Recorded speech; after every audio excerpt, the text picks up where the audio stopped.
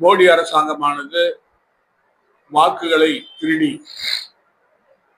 ஆட்சிக்கு வந்திருக்கிறது என்று ஆதாரபூர்வமாக தேர்தல் கமிஷன் அதற்கு உடந்தையாக இருக்கிறது என்று தலைவர் ராகுல் காந்தி அவர்கள் மிக தெளிவாக பேட்டி கொடுத்து அதற்கான ஆதாரத்தை கொடுத்திருக்கிறார். இதுவரை தேர்தல் கமிஷன் அதற்கு பதில் சொல்லாமல் சப்பை கட்டுகிறது.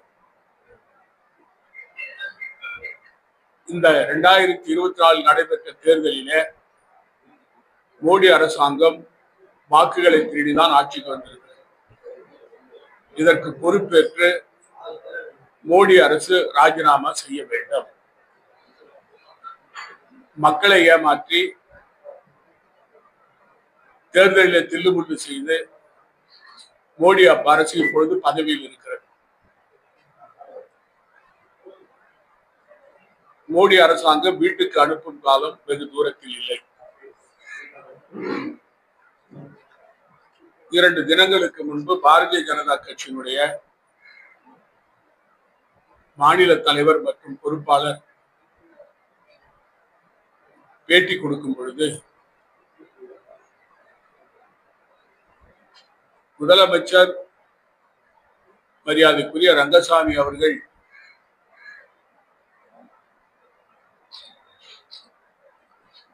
மாநில அந்தஸ்து கோரிக்கையை பிரதமரிடம் வலியுறுத்தினால் மாநில அந்தஸ்து கிடைக்கும் என்று கூறியிருக்கிறார். புதுச்சேரிக்கு மாநில அந்தஸ்து கொடுக்க வேண்டும் என்று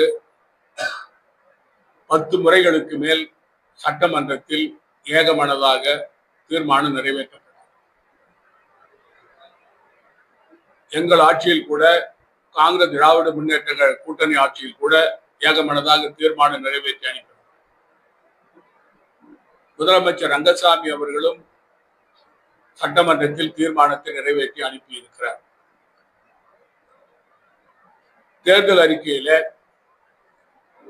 முதலமைச்சர் ரங்கசாமி அவர்கள் புதுச்சேரிக்கு மாநில அந்தஸ்து பெறுவதுதான் எங்களுடைய லட்சியம் என்று கூறியிருக்கிறார். ஆனால் அதற்கான நடவடிக்கை ஒன்றும் அவர் எடுக்கவில்லை.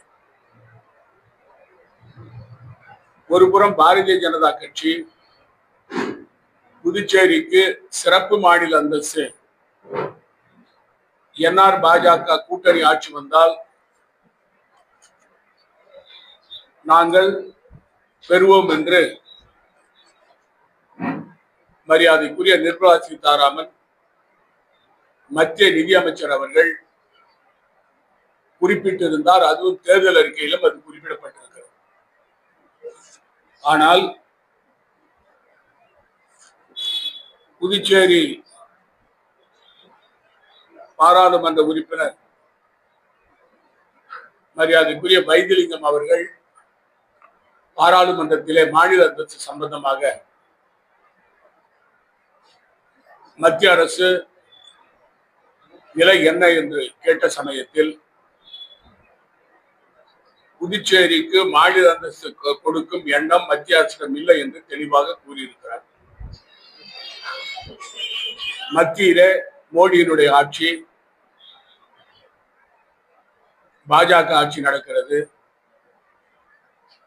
மாநிலத்திலே என்ஆர் பாஜக கூட்டணி ஆட்சி நடைபெறுகிறது. சட்டமன்றமே தீர்மானம் நிறைவேற்றி இருக்கிறது. ஆனால் பாரதிய ஜனதா கட்சி தலைவர், மாநில தலைவர்